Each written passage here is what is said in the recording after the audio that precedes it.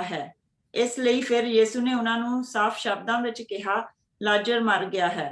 तुहाडी खातर मैं खुश हाँ कि मैं उत्थे नहीं सा कि तुसी विश्वास करो। आओ असी उस कोल चलीए। इस उत्ते थोमा ने, जो दिदुमस अखवांदा है, अपने साथियों नूं कहा, आओ चलीए तां जो असी उसदे नाल मरीए। प्रभु यीशु पुनरुत्थान अते जीवन हन।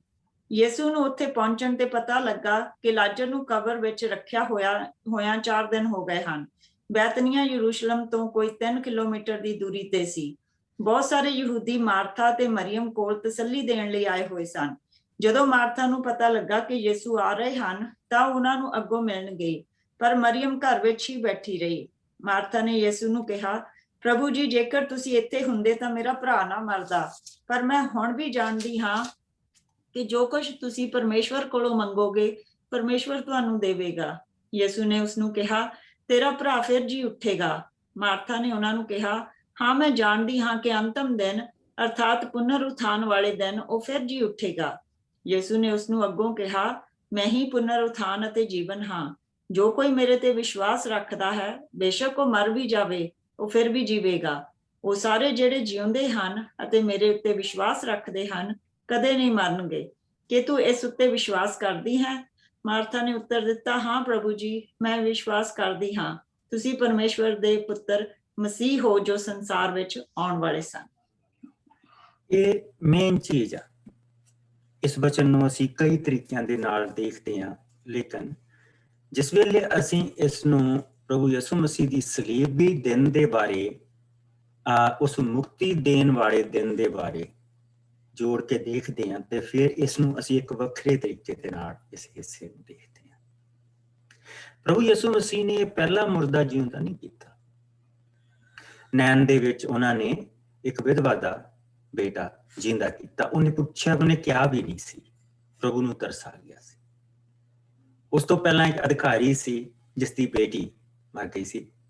ਪ੍ਰਭੂ ਯਿਸੂ ਮਸੀਹ ਨੇ ਉਸ ਨੂੰ ਵੀ ਜਿਉਂਦਾ ਕੀਤਾ। ਲੇਕਿਨ ਇਸ ਦੇ ਵਿੱਚ ਤੇ ਉਸ ਦੇ ਵਿੱਚ ਫਰਕ, ਇਹ ਜਿਉਂਦਾ ਕਰਨ ਤੇ ਉਸ ਨੂੰ ਜਿਉਂਦਾ ਕਰਨ ਦੇ ਵਿੱਚ ਫਰਕ।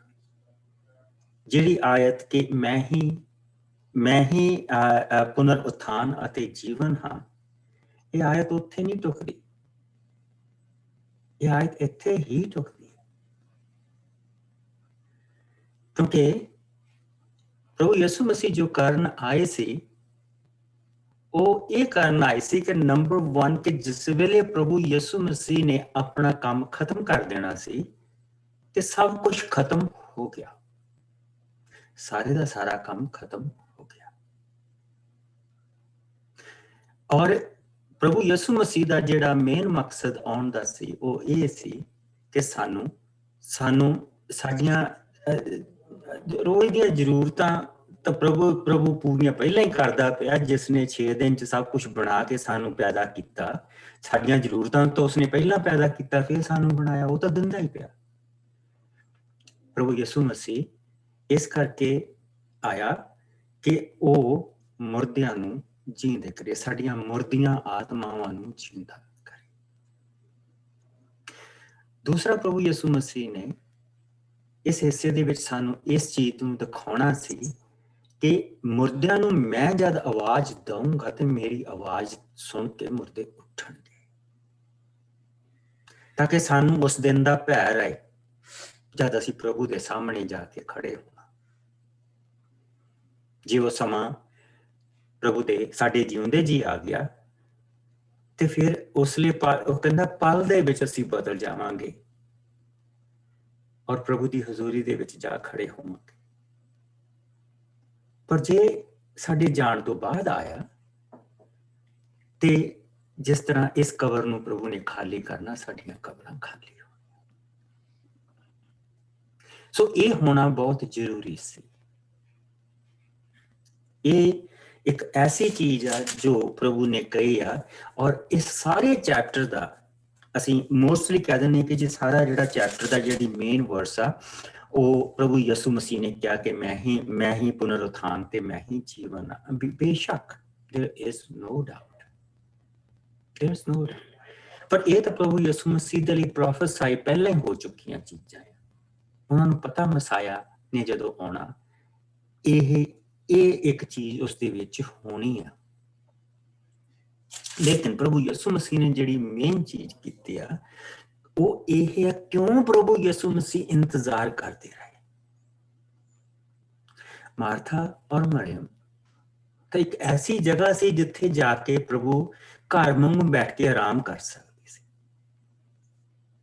ਉਹ ਮਾਰਥਾ ਇੱਕ ਵਾਰੀ ਆਈ, ਪ੍ਰਭੂ ਜੀ ਇਹ ਤੇਰੇ ਲਾਗੇ ਬੈਠੀ ਰਹਿੰਦੀ, ਮਰਿयम ਮੈਂ ਉੱਥੇ ਰਸੋਈ ਦੇ ਵਿੱਚ ਸੜ ਗਈ ਹਾਂ, ਇਹਨੂੰ ਵੀ ਕਹਿ ਉੱਠ ਮੇਰੇ ਨਾਲ ਕੋਈ ਕੰਮ ਕਰਾਏ।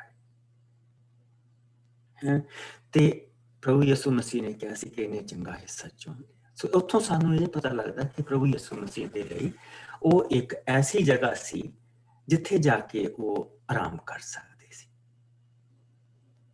ਔਰ ਇੰਨੇ ਪਿਆਰੇ ਲੋਕਾਂ ਦੇ ਲਈ ਪ੍ਰਭੂ ਨੂੰ ਬੁਲਾਇਆ ਜਾਏ, ਪ੍ਰਭੂ ਨਾ ਜਾ, ਉਸਦਾ ਜਿਹੜਾ ਮੇਨ ਗੱਲ ਆ, ਜਿਹੜਾ ਮੇਨ ਜਿਹੜੀ ਕਸੌਟੀ ਵਾਲੀ ਵਰਸ ਆ, ਉਹ ਹੈਗੀ ਹੈ ਵਰਸ 15।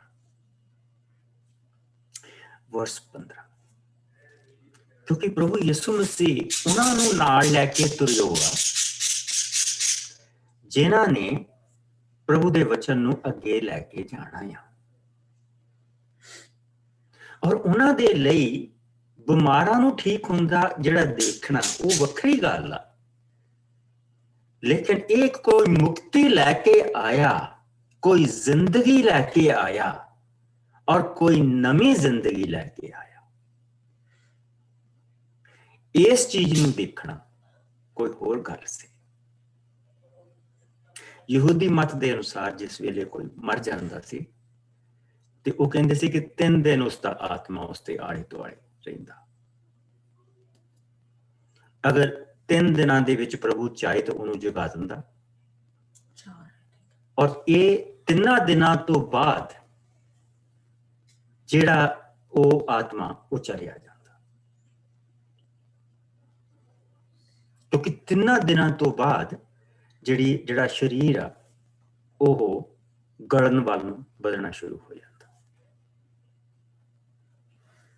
ਸੋ ਹੁਣ ਜਿਹੜਾ ਲਾਜ਼ਰ ਸੀ ਉਹ ਡੈਡ ਸੀ, ਯਾਨੀ ਕਿ ਕੰਪਲੀਟਲੀ ਉਹ ਕਬਰ ਦੇ ਵਿੱਚ ਮਰਿਆ ਪਿਆ ਸੀ ਹਰ ਪਾਸੇ ਤੋਂ।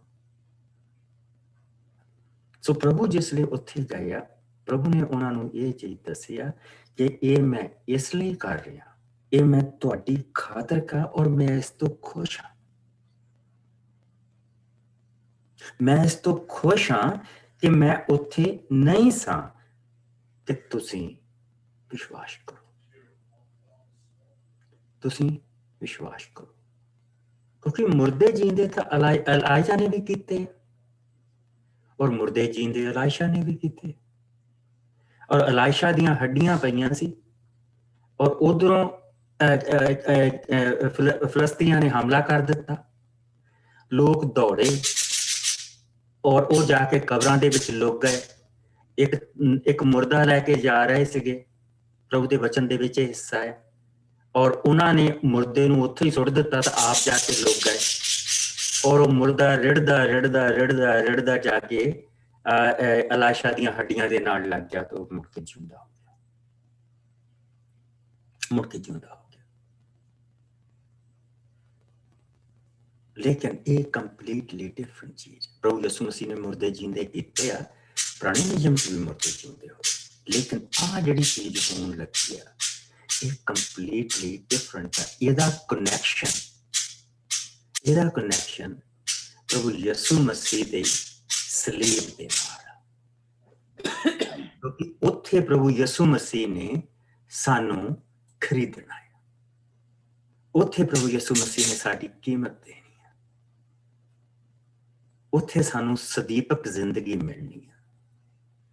ਪਰ ਉਹਨਾਂ ਦੇ ਲਈ ਉਹ ਨਜ਼ਾਰਾ ਦੇਖਣਾ ਇੱਕ ਵਾਰੀ ਜ਼ਰੂਰੀ ਹੈ। ਸੋ ਇਸ ਕਰਕੇ ਉਹ ਕਹਿੰਦੇ, ਔਰ ਜਿਹੜਾ ਸਭ ਤੋਂ ਜ਼ਿਆਦਾ ਜਿਹੜਾ ਹਮੇਸ਼ਾ ਸਵਾਲ ਪੁੱਛਦਾ ਸੀ ਪ੍ਰਭੂ ਯਿਸੂ ਮਸੀਹ, ਜਿਹਦੇ ਅੰਦਰ ਹਮੇਸ਼ਾ ਸ਼ੱਕ ਰਹਿੰਦੀ ਸੀ, ਉਹਦੇ ਅੰਦਰ ਹਾਲੇ ਵੀ ਸ਼ੱਕ ਆ, ਔਰ ਪ੍ਰਭੂ ਨੇ ਉਹਦੀ ਸ਼ੱਕ ਵੀ ਕੱਢਣੀ ਆ। ਇਸ ਆਇਤ ਨੂੰ ਚੇਤੇ ਰੱਖਿਓ, ਜਿਸ ਲਈ ਅਸੀਂ ਉੱਥੇ ਪਹੁੰਚਾਂਗੇ ਤਾਂ ਫਿਰ ਇਸ ਆਇਤ ਤੇ ਅਸੀਂ ਦੁਬਾਰਾ ਵਾਪਸ ਆਵਾਂਗੇ, ਕਿਉਂਕਿ ਉਸ ਵੇਲੇ ਅਸੀਂ ਥੋਮਾ ਦੇ ਬਾਰੇ ਸਿੱਖਾਂਗੇ ਔਰ ਉਸ ਵੇਲੇ ਅਸੀਂ ਵਾਪਸ ਇਸ ਆਇਤ ਦੇ ਉੱਤੇ ਆਵਾਂਗੇ।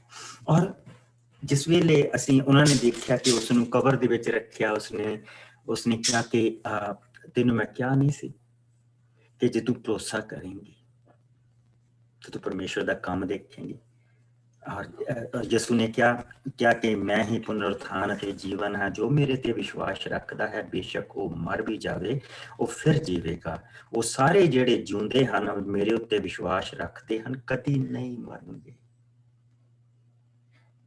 कदी नहीं मरनगे। सलीब तो पहला और सलीब तो जिहड़ी बाद की गल है वो वखरी है, वो आपां अगे जाके देखांगे। और मार्था ने उत्तर दिता, हाँ प्रभु जी मैं विश्वास करती हाँ अंत दे दिन सारे जिउंदे हो जाएंगे। और प्रभु ने वो अंत दा दिन इत्थे दिखाउणा उन्हां नूं करके कि मैं कोई जना इस नूं 28 तो लैके आओ असीं 28 तो लैके ऑल द वे असीं जावांगे वर्स 44 तक, जिसनूं मैं पढ़ देना पास्टर जी। वो है मेरा वीर। प्रभु यीशु दा रोना। ਸਾਰਿਆਂ ਨੂੰ ਜੈ ਮਸੀਹ ਦੀ। ਸਫਾ ਹੈਗਾ 186। ਇਹ ਕਹਿ ਚੁੱਕਣ ਦੇ ਪਿੱਛੋਂ ਮਾਰਥਾ ਵਾਪਸ ਆ ਗਈ ਅਤੇ ਆਪਣੀ ਭੈਣ ਨੂੰ ਵੱਖਰੇ ਸੱਦ ਕੇ ਕਿਹਾ, ਗੁਰੂ ਜੀ ਇੱਥੇ ਹੀ ਹਨ ਅਤੇ ਤੇਰੇ ਬਾਰੇ ਪੁੱਛ ਰਹੇ ਹਨ। ਇਹ ਸੁਣ ਕੇ ਮਰੀਅਮ ਇੱਕਦਮ ਉੱਠੀ ਅਤੇ ਯੀਸ਼ੂ ਕੋਲ ਗਈ। ਯੀਸ਼ੂ ਅਜੇ ਪਿੰਡ ਦੇ ਵਿੱਚ ਨਹੀਂ ਪਹੁੰਚੇ ਸਨ, ਸਗੋਂ ਉਸੇ ਥਾਂ ਉੱਤੇ ਸਨ ਜਿੱਥੇ ਮਾਰਥਾ ਉਹਨਾਂ ਨੂੰ ਮਿਲੀ ਸੀ। ਯਹੂਦੀਆਂ ਨੇ ਜਿਹੜੇ ਉਸ ਵੇਲੇ ਮਰੀਅਮ ਨੂੰ ਘਰ ਵਿੱਚ ਤਸੱਲੀ ਦੇ ਰਹੇ ਸਨ, ਦੇਖਿਆ ਕਿ ਮਰੀਅਮ ਇੱਕਦਮ ਉੱਠੀ ਹੈ ਅਤੇ ਬਾਹਰ ਗਈ ਹੈ। ਉਹ ਉਸ ਦੇ ਪਿੱਛੇ ਪਿੱਛੇ ਗਏ। ਉਹਨਾਂ ਸੋਚਿਆ ਕਿ ਉਹ ਕਬਰ ਉੱਤੇ ਰੋਣ ਲਈ ਜਾ ਰਹੀ ਹੈ। ਜਦੋਂ ਮਰੀਅਮ ਉੱਥੇ ਪਹੁੰਚੀ ਜਿੱਥੇ ਯੀਸ਼ੂ ਸਨ, ਤਾਂ ਉਹਨਾਂ ਨੇ ਯੀਸ਼ੂ ਨੂੰ ਦੇਖਦਿਆਂ ਹੀ ਉਹਨਾਂ ਦੇ ਚਰਨੀ ਡਿੱਗ ਪਈ ਅਤੇ ਬੋਲੀ, ਪ੍ਰਭੂ ਜੀ ਜੇਕਰ ਤੁਸੀਂ ਇੱਥੇ ਹੁੰਦੇ ਤਾਂ ਮੇਰਾ ਭਰਾ ਨਾ ਮਰਦਾ। ਯੀਸ਼ੂ ਨੇ ਜਦੋਂ ਮਰੀਅਮ ਨੂੰ ਅਤੇ ਉਸ ਦੇ ਨਾਲ ਯਹੂਦੀਆਂ ਨੂੰ ਰੋਂਦੇ ਵੇਖਿਆ ਤਾਂ ਉਹਨਾਂ ਦਾ ਦਿਲ ਭਰ ਆਇਆ ਅਤੇ ਉਹ ਆਪਣੇ ਆਪ ਵਿੱਚ ਬਹੁਤ ਦੁਖੀ ਹੋਏ। ਉਹ ਬੋਲੇ, ਤੁਸੀਂ ਉਸ ਨੂੰ ਕਿੱਥੇ ਰੱਖਿਆ ਹੈ? ਉਹਨਾਂ ਨੇ ਉੱਤਰ ਦਿੱਤਾ, ਪ੍ਰਭੂ ਜੀ ਚਲੋ ਅਤੇ ਦੇਖੋ। ਯੀਸ਼ੂ ਰੋਏ। ਇਸ ਉੱਤੇ ਯਹੂਦੀ ਬੋਲੇ, ਦੇਖੋ ਇਹ ਉਸ ਨੂੰ ਕਿੰਨਾ ਪਿਆਰ ਕਰਦਾ ਸੀ। ਪਰ ਕੁਝ ਹੋਰ ਉਹਨਾਂ ਵਿੱਚੋਂ ਕਹਿਣ ਲੱਗੇ, ਇਸਨੇ ਅੰਨ੍ਹਿਆਂ ਦੀਆਂ ਅੱਖਾਂ ਖੋਲੀਆਂ ਕਿ ਇਹ ਲਾਜ਼ਰ ਨੂੰ ਮਰਨ ਤੋਂ ਬਚਾ ਨਹੀਂ ਸਕਦਾ ਸੀ, ਲਾਜ਼ਰ ਦਾ ਜਿੰਦਾ ਕੀਤਾ ਜਾਣਾ। ਯੀਸ਼ੂ ਦਾ ਦਿਲ ਇੱਕ ਵਾਰੀ ਫਿਰ ਭਰ ਆਇਆ ਅਤੇ ਉਹ ਕਬਰ ਉੱਤੇ ਗਏ। ਕਬਰ ਇੱਕ ਗੁਫਾ ਵਾਂਗ ਸੀ ਜਿਸ ਦੇ ਮੂੰਹ ਅੱਗੇ ਪੱਥਰ ਰੱਖਿਆ ਹੋਇਆ ਸੀ। ਯੀਸ਼ੂ ਨੇ ਕਿਹਾ, ਪੱਥਰ ਹਟਾਓ। ਮਰੇ ਹੋਏ ਆਦਮੀ ਦੀ ਭੈਣ ਮਾਰਥਾ ਨੇ ਉਹਨਾਂ ਨੂੰ ਕਿਹਾ, ਪ੍ਰਭੂ ਜੀ ਹੁਣ ਤਾਂ ਉਸ ਵਿੱਚੋਂ ਦੁਰਗੰਧ ਆ ਰਹੀ ਹੋਵੇਗੀ ਕਿਉਂਕਿ ਉਸ ਨੂੰ 4 ਦਿਨ ਹੋ ਗਏ ਹਨ। ਯੀਸ਼ੂ ਨੇ ਉਸ ਨੂੰ ਕਿਹਾ ਕਿ ਮੈਂ ਤੈਨੂੰ ਨਹੀਂ ਕਿਹਾ ਸੀ, ਜੇਕਰ ਤੂੰ ਵਿਸ਼ਵਾਸ ਕਰੇਂਗੀ ਤਾਂ ਪਰਮੇਸ਼ਰ ਦੀ ਮਹਿਮਾ ਦੇਖੇਂਗੀ। ਉਹਨਾਂ ਨੇ ਪੱਥਰ ਹਟਾ ਦਿੱਤਾ।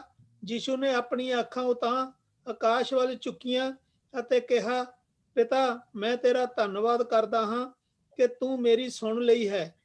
ਮੈਂ ਜਾਣਦਾ ਹਾਂ ਕਿ ਤੂੰ ਸਦਾ ਮੇਰੀ ਸੁਣਦਾ ਹੈ, ਪਰ ਮੈਂ ਇਸ ਭੀੜ ਦੇ ਕਾਰਨ ਜਿਹੜੀ ਮੇਰੇ ਇਰਦ ਗਿਰਦ ਖੜੀ ਹੈ ਕਿਹਾ ਹੈ ਕਿ ਇਹ ਵਿਸ਼ਵਾਸ ਕਰਨ ਕਿ ਤੂੰ ਹੀ ਮੈਨੂੰ ਘੱਲਿਆ ਹੈ। ਇਹ ਕਹਿ ਚੁੱਕਣ ਦੇ ਪਿੱਛੋਂ ਯੀਸ਼ੂ ਨੇ ਉੱਚੀ ਆਵਾਜ਼ ਨਾਲ ਪੁਕਾਰ ਕੇ ਕਿਹਾ, ਲਾਜ਼ਰ ਬਾਹਰ ਆ ਜਾ। ਜੋ ਮਰ ਗਿਆ ਸੀ ਉਹ ਬਾਹਰ ਆ ਗਿਆ। ਉਸ ਦੇ ਹੱਥ ਪੈਰ ਬੰਨੇ ਹੋਏ ਸਨ, ਉਸ ਦੇ ਮੂੰਹ ਦੇ ਉਦਾਲੇ ਵੀ ਰੁਮਾਲ ਬੰਨਿਆ ਹੋਇਆ ਸੀ। ਯੀਸ਼ੂ ਨੇ ਉਹਨਾਂ ਨੂੰ ਕਿਹਾ, ਉਸ ਨੂੰ ਖੋਲ ਦਿਓ ਅਤੇ ਜਾਣ ਦਿਓ। ਪੜ੍ਹੇ ਸੁਣੇ ਜਾਣ ਤੇ ਸਾਰਿਆਂ ਨੂੰ ਸ਼ੀਸ਼ ਬਰਕਤ ਮਿਲੇ। ਪ੍ਰਭੂ ਦੇ ਸ਼ਬਦ ਦੇ ਵਿੱਚ ਅਸੀਂ ਇਹ ਦੇਖਦੇ ਪਏ ਹਾਂ ਕਿ ਖੁਦਾਵੰਦ ਇਸ ਵੇਲੇ ਉਸੇ ਜਗ੍ਹਾ ਦੇ ਉੱਤੇ ਬੈਠਿਆ। ਪਹਿਲਾਂ ਮਾਰਥਾ ਆਈ, ਉਸਨੇ ਮਰੀਅਮ ਨੂੰ ਭੇਜਿਆ। ਜੋ ਮਾਰਥਾ ਨੇ ਕਿਹਾ ਉਹੀ ਮਰੀਅਮ ਨੇ ਕਿਹਾ, ਜੇ ਤੂੰ ਇੱਥੇ ਹੁੰਦਾ ਮੇਰਾ ਭਰਾ ਨਾ ਮਰਦਾ। ਔਰ ਇਹੋ ਹੀ ਚੀਜ਼ ਬਾਕੀ ਦੇ ਯਹੂਦੀ ਕਹਿ ਰਹੇ। ਬੇਸ਼ੱਕ ਉਹਨਾਂ ਦੇ ਕਹਿਣ ਦਾ ਅੰਦਾਜ਼ ਵੱਖਰਾ ਹੈ ਕਿ ਦੇਖੋ ਇਹ ਰੋ ਰਿਹਾ, ਇਹ ਕਿੰਨਾ ਪਿਆਰ ਕਰਦਾ। ਇਹਨਾਂ ਨੂੰ ਕਿੰਨਾ ਪਿਆਰ ਕਰਦਾ ਸੀ। ਐਂਡ ਦੇ ਨੋ ਦੈਟ ਜੀਸਸ, ਪ੍ਰਭੂ ਉਹਨਾਂ ਨੂੰ ਬਹੁਤ ਪਿਆਰ ਕਰਦਾ ਉਸ ਖਾਨਦਾਨ। ਇਹਨੇ ਅੰਨਿਆਂ ਦੀਆਂ ਅੱਖਾਂ ਖੋਲੀਆਂ, ਉਹ ਅੰਨਾ ਵੀ ਬੱਚੇ ਜਿਹੜੇ ਦੀਆਂ ਅੱਖਾਂ ਖੋਲੀਆਂ। ਹਾਲੇ 10ਵੇਂ ਚੈਪਟਰ 'ਚ ਉਸਨੂੰ ਪੜ੍ਹਿਆ ਤਾਂ ਇੱਥੋਂ ਅਸੀਂ ਇਹ ਕਹਿ ਸਕਦੇ ਹਾਂ ਹਾਲੇ ਤੱਕ ਬੇਸਿਕਲੀ 7 ਜਾਂ 8 ਦਿਨ ਹੋਏ ਆ, ਉਹ ਵੀ ਨਾਲ ਹੀ ਆ, ਉਹ ਵੀ ਉੱਥੇ ਹੀ ਆ। ਇਹਨੇ ਅੰਨੇ ਦੀਆਂ ਅੱਖਾਂ ਖੋਲੀਆਂ ਕਿ ਉਹ ਤਾਂ ਬਿਮਾਰ ਸੀ, ਫਿਰ ਵੀ ਬਿਮਾਰ ਨੂੰ ਨਹੀਂ ਚੰਗਾ ਕਰ ਸਕਦਾ ਸੀ। ਕਈ ਵਾਰੀ ਅਗਰ ਅਸੀਂ ਸਿਰਫ ਇਹਨੂੰ ਐਜ਼ ਅ ਮੈਸੇਜ ਦੇ ਤੌਰ ਤੇ ਦੇਖਣਾ ਹੋਵੇ ਇਸ ਚੈਪਟਰ ਨੂੰ, ਤੇ ਕਈ ਵਾਰੀ ਅਸੀਂ ਛੋਟੇ ਮਿਰਾਕਲ ਦੇ ਵਿੱਚ ਫਸ ਜਾਂਦੇ ਹਾਂ, ਲੇਕਿਨ ਪ੍ਰਭੂ ਕੁਛ ਵੱਡਾ ਕਰਨ ਵਾਲਾ ਹੁੰਦਾ,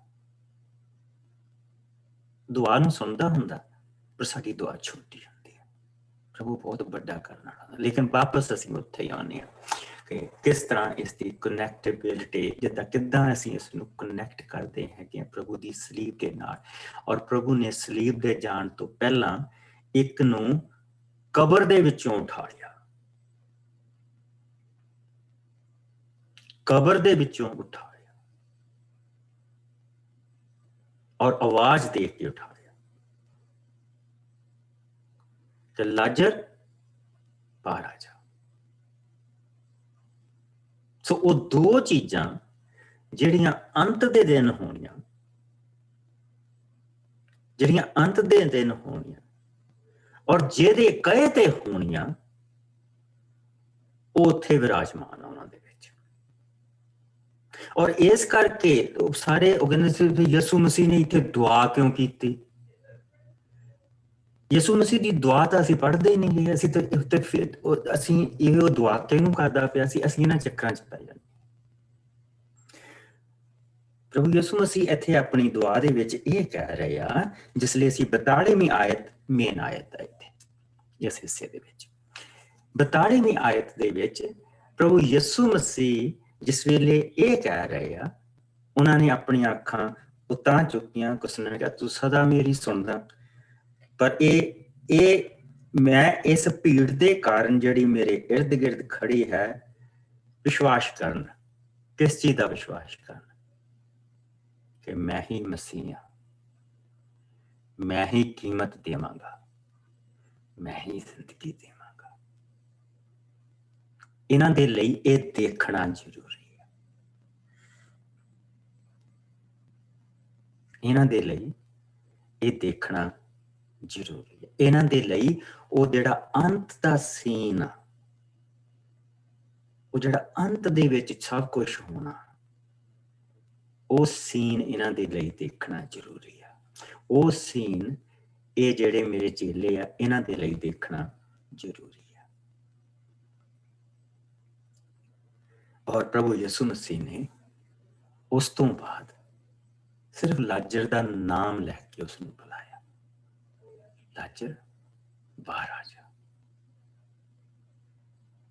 ਵਚਨ 'ਚ ਇਹ ਲਿਖਿਆ, ਜੋ ਮਰ ਗਿਆ ਸੀ ਉਹ ਬਾਹਰ ਆ ਗਿਆ।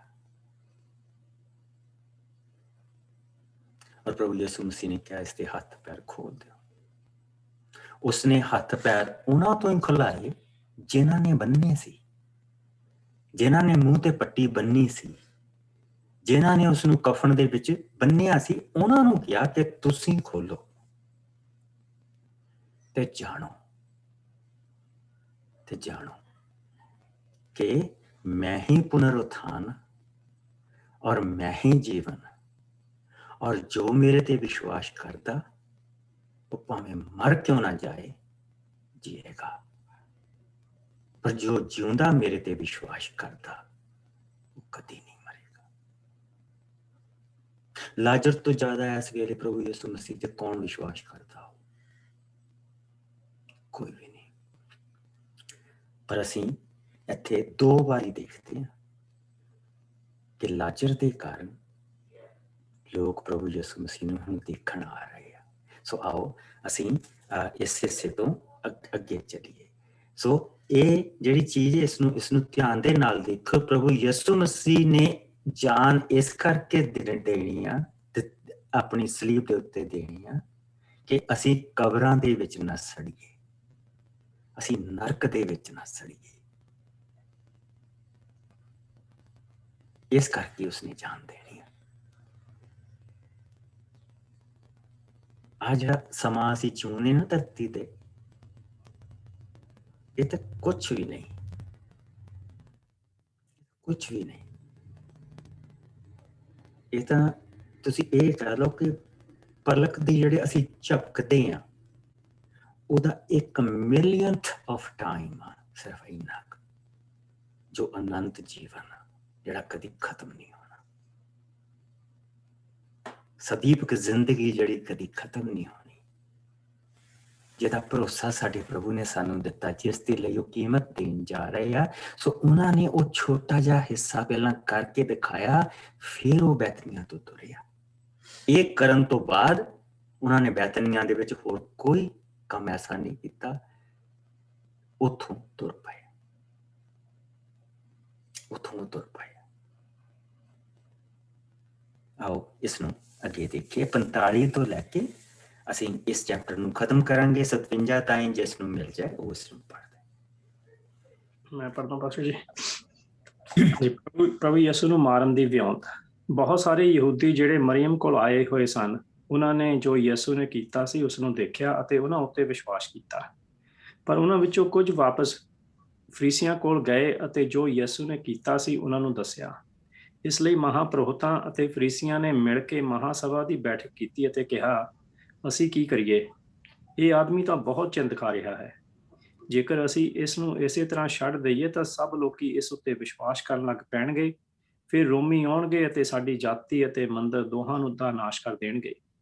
ਪਰ ਉਹਨਾਂ ਵਿੱਚੋਂ ਇੱਕ, ਜਿਸ ਦਾ ਨਾਂ ਕਾਈਫਾ ਸੀ, ਜੋ ਇੱਕ ਮਹਾਪੁਰੋਹਿਤ ਸੀ, ਬੋਲਿਆ, ਤੁਸੀਂ ਕੁਝ ਨਹੀਂ ਜਾਣਦੇ ਹੋ ਅਤੇ ਨਾ ਹੀ ਸੋਚਦੇ ਹੋ ਕਿ ਤੁਹਾਡਾ ਭਲਾ ਇਸੇ ਵਿੱਚ ਹੈ ਕਿ ਇੱਕ ਆਦਮੀ ਸਾਰੀ ਇਜ਼ਰਾਈਲੀ ਜਾਤੀ ਦੇ ਲਈ ਮਾਰਿਆ ਜਾਵੇ, ਬਜਾਏ ਇਸ ਦੇ ਕਿ ਸਾਰੀ ਜਾਤੀ ਦਾ ਨਾਸ਼ ਹੋਵੇ। ਇਹ ਗੱਲ ਉਸਨੇ ਆਪਣੇ ਵੱਲੋਂ ਨਹੀਂ ਕਹੀ ਸੀ, ਸਗੋਂ ਉਸ ਸਾਲ ਦੇ ਮਹਾਪੁਰੋਹਿਤ ਹੋਣ ਦੇ ਨਾਤੇ ਅਗੰਮੀਵਾਹ ਕੀਤਾ ਸੀ ਕਿ ਯਹੂਦੀ ਜਾਤੀ ਦੇ ਲਈ ਮਰੇਗਾ। ਯਿਸੂ ਯਹੂਦੀ ਜਾਤੀ ਦੇ ਲਈ ਮਰੇਗਾ, ਨਾ ਕੇਵਲ ਉਹਨਾਂ ਲਈ ਬਲਕਿ ਇਸ ਲਈ ਵੀ ਕਿ ਪਰਮੇਸ਼ਵਰ ਦੀ ਖਿਲਰੀ ਹੋਈ ਸੰਤਾਨ ਨੂੰ ਇਕੱਠਿਆਂ ਕਰਕੇ ਇੱਕ ਕਰੇ। ਇਸ ਲਈ ਉਸ ਦਿਨ ਤੋਂ ਯਹੂਦੀ ਯਿਸੂ ਨੂੰ ਮਾਰਨ ਦੀਆਂ ਵਿਉਂਤਾਂ ਬਣਾਉਣ ਲੱਗੇ। ਇਸ ਕਾਰਨ ਉਸ ਸਮੇਂ ਤੋਂ ਯਿਸੂ ਖੁੱਲ੍ਹੇਆਮ ਯਹੂਦੀਆਂ ਵਿੱਚ ਨਾ ਚੱਲੇ ਫਿਰੇ।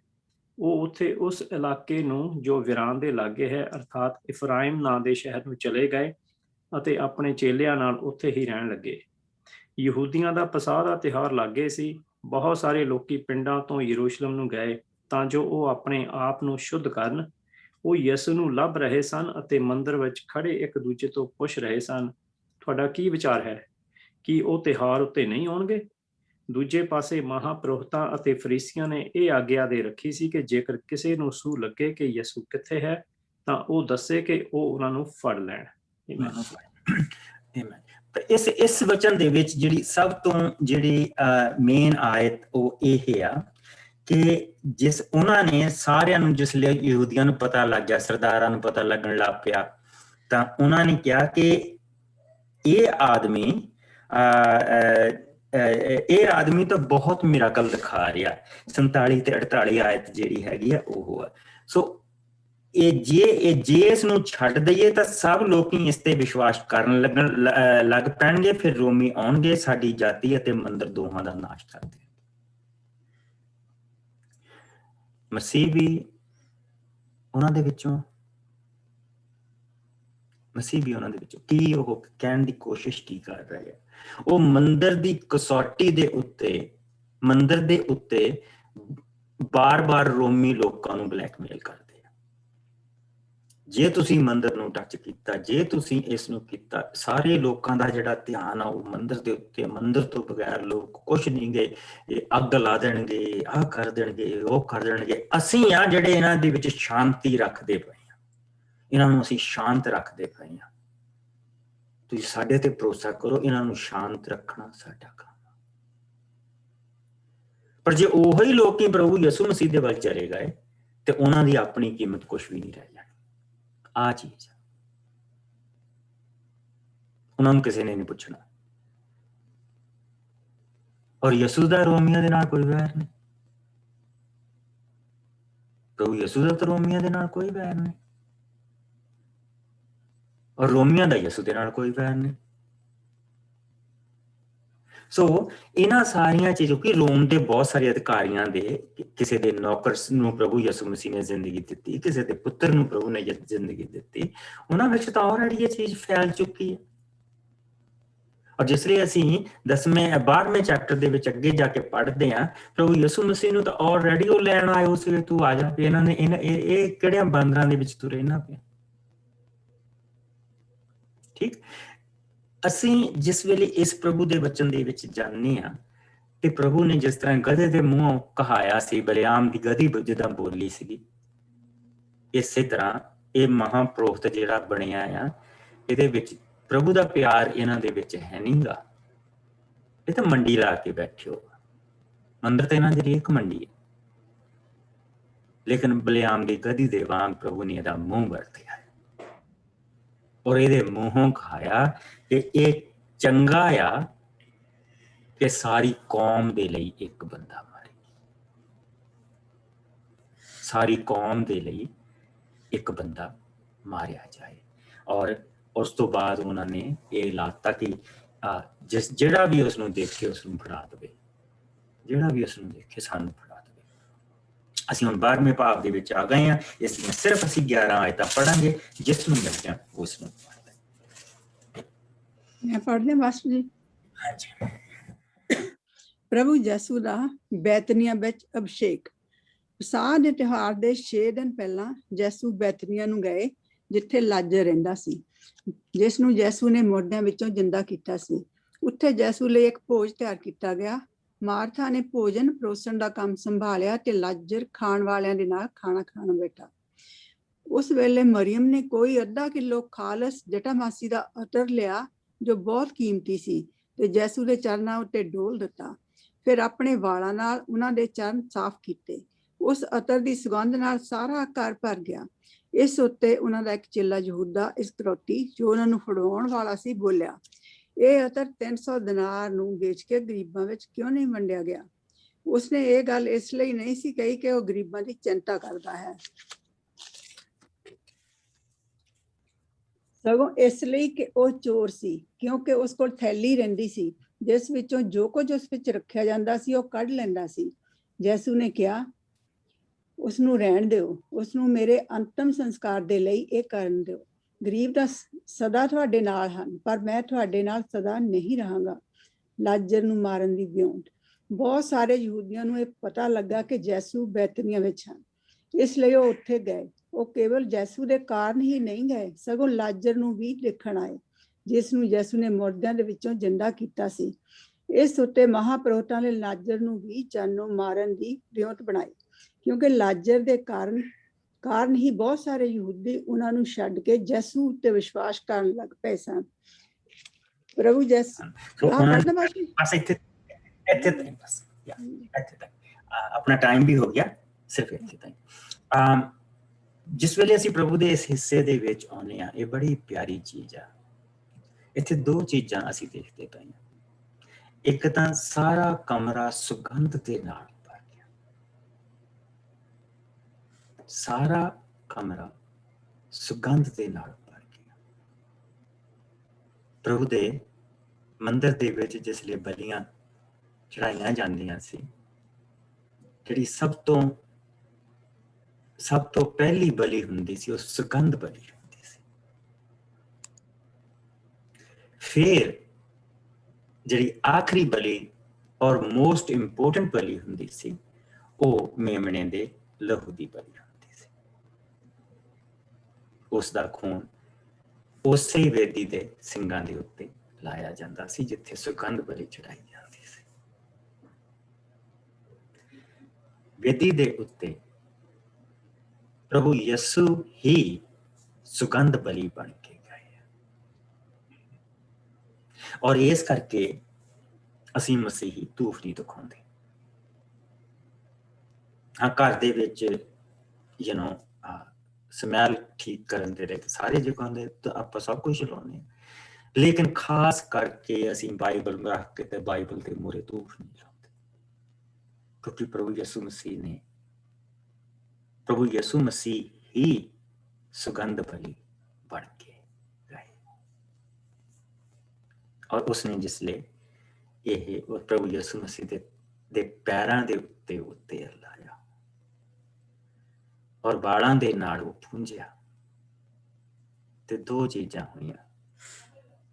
ਉਸਨੇ ਕਿਹਾ ਸੀ ਕਿ ਆਦਮ ਨੂੰ ਪੁੱਛਿਆ ਸੀ ਤੂੰ ਕਿੱਥੇ ਆ? ਕਹਿੰਦਾ ਮੈਂ ਲੁਕਿਆ ਆ। ਤੂੰ ਕਿਉਂ ਲੁਕਿਆ ਆ? ਕਿਤੇ ਤੂੰ ਉਹ ਫਲ ਤਾਂ ਨਹੀਂ ਖਾ ਲਿਆ? ਇਹ ਔਰਤ ਜਿਹੜੀ ਤੂੰ ਮੈਨੂੰ ਦਿੱਤੀ, ਇਹ ਔਰਤ ਜਿਹੜੀ ਤੂੰ ਮੈਨੂੰ ਦਿੱਤੀ ਆ, ਇਸ ਨੇ ਮੈਨੂੰ ਉਹ ਫਲ ਦਿੱਤਾ, ਮੈਂ ਖਾ ਲਿਆ। ਔਰਤ ਨੂੰ ਪੁੱਛਿਆ, ਉਸਨੇ ਕਿਹਾ ਇਹ ਸੱਪ ਜੋ ਅਸੀਂ ਮੂਵੀ ਦੇ ਸ਼ੁਰੂ ਚ ਦੇਖਿਆ, ਉਹ ਗਤਸਮਨੀ ਦੇ ਬਾਗ ਦੇ ਵਿੱਚ ਵੀ ਆਇਆ। ਇਹ ਸੱਪ ਜਿਸਨੇ ਮੈਨੂੰ ਕਿਹਾ, ਮੈਂ ਖਾ ਲਿਆ। ਉਹਨਾਂ ਵਿੱਚੋਂ ਕਿਸੇ ਨੇ ਇਸ ਚੀਜ਼ ਦਾ ਵਜਨ ਆਪਣੇ ਉੱਤੇ ਲਿਆ, ਪਾਪ ਨੂੰ ਮੰਨਿਆ, ਪਾਪ ਨੂੰ ਮੰਨਿਆ। ਔਰ ਉਹ ਦੁਰਗੰਧ ਜਿਹੜੀ ਔਰਤ ਦੇ ਉੱਤੇ ਲੱਗੀ, ਉਹ ਸਾਰੇ ਅਸੀਂ ਪੁਰਾਣੇ ਨਿਯਮ ਦੇ ਵਿੱਚ ਉਹ ਦੁਰਗੰਧ ਨੂੰ ਦੇਖਦੇ ਹਾਂ।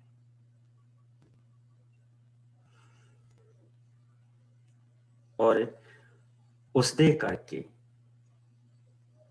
ਜਿਹੜਾ ਸਾਰਾ ਦਾ ਸਾਰਾ ਜਿਹੜਾ ਸਮਾਜ ਆ, ਉਹ ਤੁਸੀਂ ਇਹ ਕਹਿ ਲਓ ਕਿ ਆਦਮੀਆਂ ਨੇ ਸੰਭਾਲ ਲਿਆ।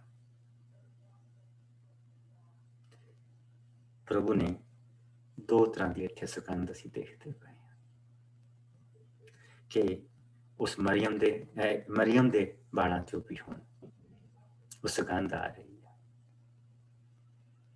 ਪ੍ਰਭੂ ਯਿਸੂ ਮਸੀਹ ਸੁਗੰਧ ਬਲੀ ਬਣ ਕੇ ਜਾ ਰਹੇ ਆ ਔਰ ਸਾਰੇ ਦਾ ਸਾਰਾ ਕਮਰਾ ਸੁਗੰਧ ਦੇ ਨਾਲ ਭਰਿਆ। ਪਰ ਜਿਨ੍ਹਾਂ ਦਾ ਅੰਦਰ ਦੁਰਗੰਧ ਦੇ ਨਾਲ ਭਰਿਆ ਹੁੰਦਾ ਨਾ, ਉਹਨਾਂ ਨੂੰ ਸੁਗੰਧ ਨਹੀਂ ਚੰਗੀ ਲੱਗਦੀ।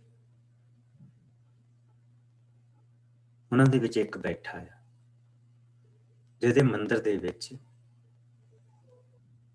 ਉਸ ਕੁਰਸੀ ਦੇ ਉੱਤੇ ਪੈਸਾ ਬੈਠਾ ਹੈ, ਦਿਨਾਰ ਬੈਠੇ ਹੋ। ਯਿਸੂ ਨਹੀਂ ਬੈਠਾ, ਪ੍ਰਭੂ ਨਹੀਂ ਬੈਠਾ। ਉਸਨੇ ਕਿਹਾ ਕਿ ਇਹ ਸਾਰਾ ਲੈ ਕੇ ਅਸੀਂ ਤਾਂ ਕੰਗਾਲਾਂ ਨੂੰ ਵੀ ਵੰਡ ਸਕਦੇ ਸੀ। ਅੱਜ ਵੀ ਤੁਸੀਂ ਦੇਖੋ ਕੰਗਾਲਾਂ ਦੇ ਨਾਂ ਤੇ ਕਿੰਨਾ ਪੈਸਾ ਇਕੱਠਾ ਕੀਤਾ ਜਾਂਦਾ ਔਰ 20% ਵੀ ਨਹੀਂ ਉੱਥੇ ਪਹੁੰਚਦਾ। ਅੱਜ ਵੀ ਇਹ ਹੋ ਰਿਹਾ। ਤੇ ਪ੍ਰਭੂ ਯਿਸੂ ਨੇ ਉਸਨੂੰ ਕਿਹਾ ਕੰਗਾਲ ਤੁਹਾਡੇ ਨਾਲ ਸਦਾ ਰਹਿਣਗੇ, ਪਰ ਮੈਂ ਨਹੀਂ ਰਹੂੰਗਾ, ਮੈਂ ਜਾ ਰਿਹਾ। ਔਰ ਇਹ ਇਸਨੇ ਮੈਨੂੰ ਜਾਣ ਦੇ ਲਈ ਤਿਆਰ ਕੀਤਾ, ਮੈਨੂੰ ਜਾਣ ਦੇ ਲਈ ਤਿਆਰ ਕੀਤਾ। ਕੱਲ ਨੂੰ ਦੁਬਾਰਾ ਆਪਾਂ ਇਸੇ ਹਿੱਸੇ ਤੋਂ ਸ਼ੁਰੂ ਕਰਾਂਗੇ, ਫਿਰ ਅੱਗੇ ਵਧਾਂਗੇ ਔਰ ਅਸੀਂ ਚੇਤੇ ਰੱਖਾਂਗੇ ਕਿ ਸਾਡੇ ਪ੍ਰਭੂ ਨੇ ਸਾਡੇ ਲਈ ਕੀ ਕੁਛ ਕੀਤਾ, ਕੀ ਕੁਛ ਕੀਤਾ। ਇਹ ਸਾਰਾ ਜਿਹੜਾ ਹਫਤਾ ਆ, ਇਹ ਅਸੀਂ ਆਪਣੇ ਪ੍ਰਭੂ ਦੇ ਇਹਨਾਂ ਦਿਨਾਂ ਦੇ ਉੱਤੇ ਗੁਜ਼ਾਰਾਂਗੇ, ਉਹਦੇ ਕੰਮਾਂ ਤੇ ਗੁਜ਼ਾਰਾਂਗੇ ਕਿ ਜਿਸ ਨੂੰ ਪਤਾ ਮੈਂ ਸਲੀਬ ਤੇ ਜਾ ਰਿਹਾ, ਜਿਸ ਨੂੰ ਸਭ ਕੁਛ ਪਤਾ ਹੁੰਦਿਆਂ ਹੋਇਆਂ ਸਾਡਾ ਪ੍ਰਭੂ ਕੀ ਕੁਛ ਕਰ ਰਿਹਾ, ਇਹਨਾਂ ਸਾਰੀਆਂ ਚੀਜ਼ਾਂ ਦੇਖਾਂਗੇ। Let us pray। ਪ੍ਰਭੂ ਜੀ, ਅਸੀਂ ਤੇਰਾ ਸ਼ੁਕਰ ਕਰਦੇ ਹਾਂ, ਤੂੰ ਮਹਾਨ ਦਿਆਲੂ ਕਰਤਾਲੂ ਪਰਮੇਸ਼ਰ ਹੈ। ਸੱਚਮੁੱਚ ਤੇਰੇ ਵਰਗਾ ਹੋਰ ਕੋਈ ਨਹੀਂ।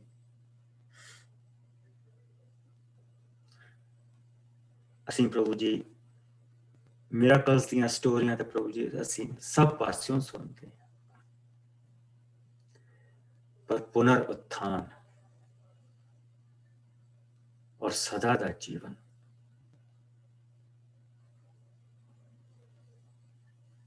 ਸਿਵਾਏ ਤੇਰੇ ਤੋਂ ਹੋਰ ਕਿਸੇ ਦੇ ਕੋਲ ਨਹੀਂ। ਅਸੀਂ ਤੇਰਾ ਸ਼ੁਕਰ ਕਰਦੇ ਹਾਂ ਪ੍ਰਭੂ ਜੀ, ਅਸੀਂ ਇਹ ਕਬਰ ਦੇ ਵਿੱਚੋਂ ਜੀਵਨ ਔਰ ਫਿਰ ਸਦਾ ਦੇ ਜੀਵਨ ਦੇ ਵੱਲ ਨੂੰ ਵਧ ਰਹੇ ਹਾਂ।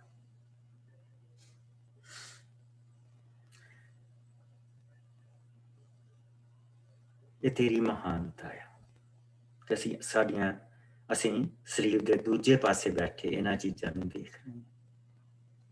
ਮੇਰੇ ਪਿਆਰੇ ਪ੍ਰਭੂ, ਤੂੰ ਸਾਡੇ ਸਭ ਦੇ ਨਾਲ ਬਣਿਆ ਰਹੀ।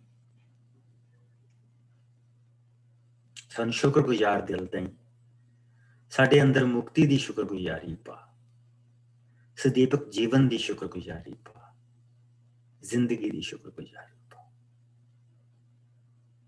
ਪਿਆਰੇ ਪ੍ਰਭੂ, ਅਸੀਂ ਤੇਰਾ ਸ਼ੁਕਰ ਕਰਦੇ ਹਾਂ ਕਿ ਤੇਰੀ ਰਾਖੀ, ਤੇਰਾ ਰਹਿਮ, ਤੇਰੀ ਦਇਆ ਸਾਡੇ ਨਾਲ ਬਣੇ ਰਹਿੰਦੇ ਆ, ਕਿਉਂਕਿ ਅਸੀਂ ਤੇਰੇ ਹੱਥ ਦੇ ਵਿੱਚ ਆ, ਤੇਰੇ ਹੱਥ ਵਿੱਚੋਂ ਸਾਨੂੰ ਕੋਈ ਨਹੀਂ ਖੋ ਸਕਦਾ। ਔਰ ਇਸੇ ਤਰ੍ਹਾਂ ਪ੍ਰਭੂ ਜੀ, ਤੂੰ ਸਾਨੂੰ ਆਪਣੇ ਹੱਥਾਂ ਦੇ ਵਿੱਚ ਛੁਪਾ ਕੇ ਰੱਖ। ਸਰੀਰਕ, ਮਾਨਸਿਕ, ਆਤਮਿਕ ਤੰਦਰੁਸਤੀ ਦੇ। ਇਹ ਮੈਂ ਆਪਣੇ ਲਈ ਵੀ ਔਰ ਆਪਣੇ ਭੈਣਾਂ ਭਰਾਵਾਂ ਲਈ ਵੀ ਮੰਗਦਾ। ਪ੍ਰਭੂ ਜੀ, ਸਾਡੇ ਅੱਗੇ ਪਿੱਛੇ, ਸੱਜੇ ਖੱਬੇ ਪੈਰਾਂ ਦੇ ਵਿੱਚ, ਔਰ ਪ੍ਰਭੂ ਜੀ ਉੱਪਰੋਂ ਸਵਰਗ ਤੋਂ ਸਾਡੇ ਉੱਪਰ ਔਰ ਅੰਦਰ तेरी निगाहबानी, तेरा प्यार और तेरी राखी और तेरा साथ बनिया रहे। हाँ तो लैके जब तक असी दोबारा मिलिए प्रभु जी, तू सानू सब नू संभाल के रखी, बुरी और बुराई तो बचा के रखी। यसु मसीह दे मिठे और प्यारे नाम दे विच मांगते हैं और सारे भैन भरा कहन आमीन। Bless you. कल नू मिलांगे, कल नू इसे तरह मूवी दे छोटे दो हिस्से देखेंगे और फिर प्रभु दे वचन च जाएंगे। तनजीत मेरे लिए संडे का मैसेज भेज दोगे? Okay, thank you. हाँ संडे मैसेज हाँ जी।